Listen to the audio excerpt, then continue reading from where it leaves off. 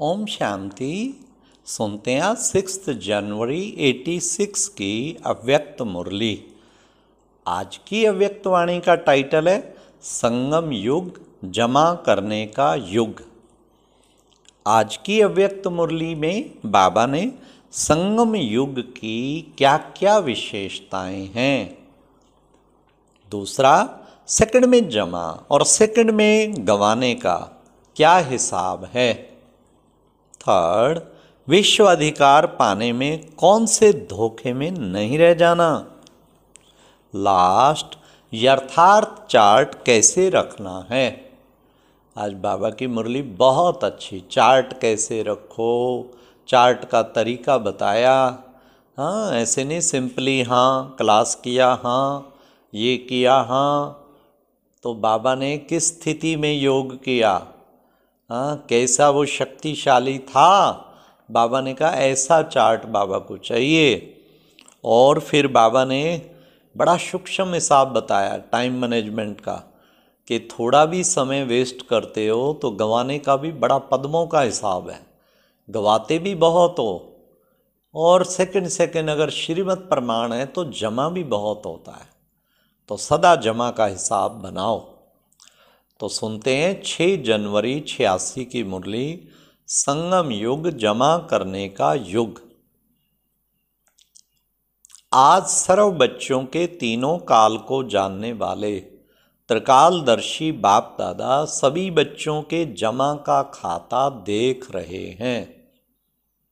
यह तो सभी जानते ही हो कि सारे कल्प में श्रेष्ठ खाता जमा करने का समय सिर्फ यही संगम युग है। छोटा सा युग, छोटी सी जीवन है, लेकिन इस युग इस जीवन की विशेषता है जो अब ही जितना जमा करना चाहें वे कर सकते हैं। कितनी बड़ी अपॉर्चुनिटी बाबा ने दी है। इस समय के श्रेष्ठ खाते के प्रमाण पूज्य पद भी पाते हो और फिर पूज्य सो पुजारी भी बनते हो। इस समय के श्रेष्ठ कर्मों का, श्रेष्ठ नॉलेज का, श्रेष्ठ संबंध का, श्रेष्ठ शक्तियों का, श्रेष्ठ गुणों का सब श्रेष्ठ खाते अभी जमा करते हो। द्वापर से भक्ति का खाता अल्प काल का अभी अभी किया और अभी अभी फल खाया और खत्म हुआ। भक्ति का खाता अल्प काल का इसलिए है क्योंकि अभी कमाया और अभी खाया। जमा करने का अविनाशी खाता तो जो जन्म जन्म चलता रहे वह अविनाशी खाते जमा करने का अभी समय है।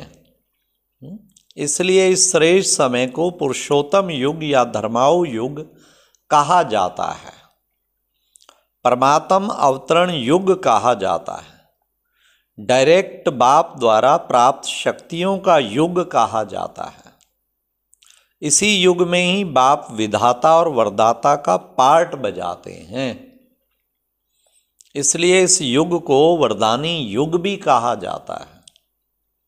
कितने बाबा संगम युग की विशेषताएं बता रहे हैं। धर्माऊ युग, परमात्म अवतरण युग, प्राप्त शक्तियों का युग, विधाता वरदाता का पार्ट बजाते तो वरदानी युग भी है।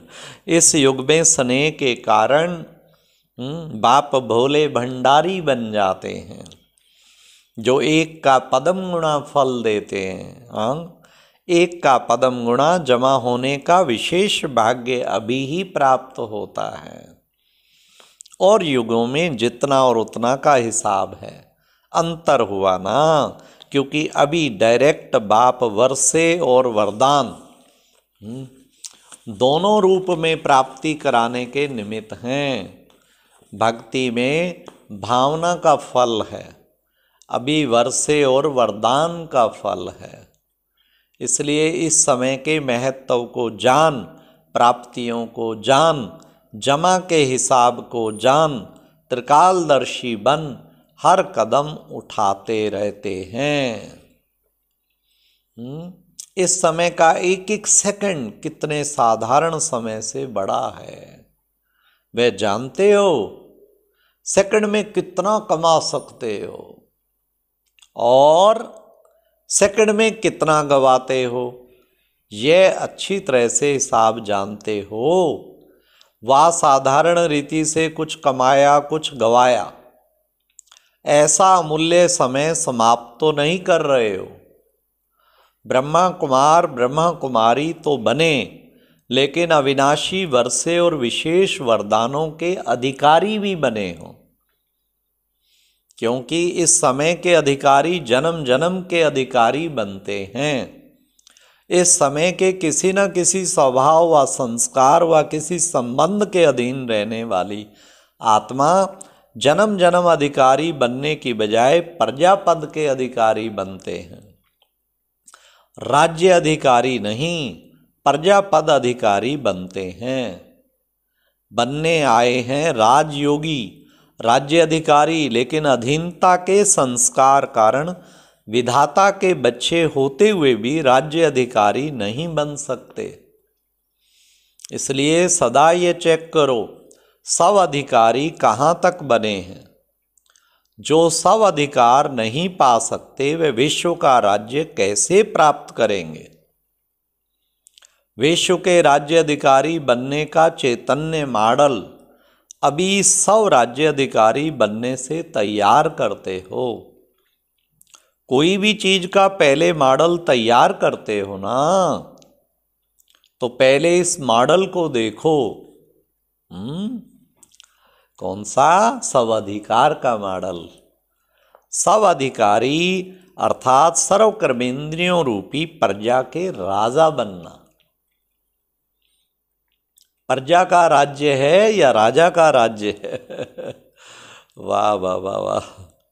यह तो जान सकते हो ना कि प्रजा का राज्य है तो राजा नहीं कहलाएंगे। प्रजा के राज्य में राजवंश समाप्त हो जाता है। कोई भी एक कर्मेंद्री धोखा देती है तो सब राज्य अधिकारी नहीं कहेंगे। ऐसे भी कभी नहीं सोचना कि एक दो कमजोरी तो होती ही है, इतना तो चलता ही है, संपूर्ण तो लास्ट में बनना है। लेकिन बहुत काल की एक कमजोरी भी समय पर धोखा दे देती है। बहुत काल के अधीन बनने के संस्कार अधिकारी बनने नहीं देंगे। इसलिए अधिकारी अर्थात सब अधिकारी अंत में संपूर्ण हो जाएंगे। इस धोखे में नहीं रह जाना। बहुत काल चाहिए कहीं अंत में हो जाएंगे, भूल जा, ये धोखा ना देना अपने को। फिर बाबा ने कहा हाँ, इस धोखे में नहीं रहना। बहुत काल का सब अधिकार का संस्कार बहुत काल का विश्व राज्य अधिकारी बनाएगा। थोड़े समय के सब राज्य अधिकारी थोड़े समय के लिए विश्व राज्य अधिकारी बनेंगे। जो अभी बाप की समानता की आज्ञा प्रमाण बाप के दिल तख्त नशीन बनते हैं, वो ही राज्य तख्त नशीन बनते हैं।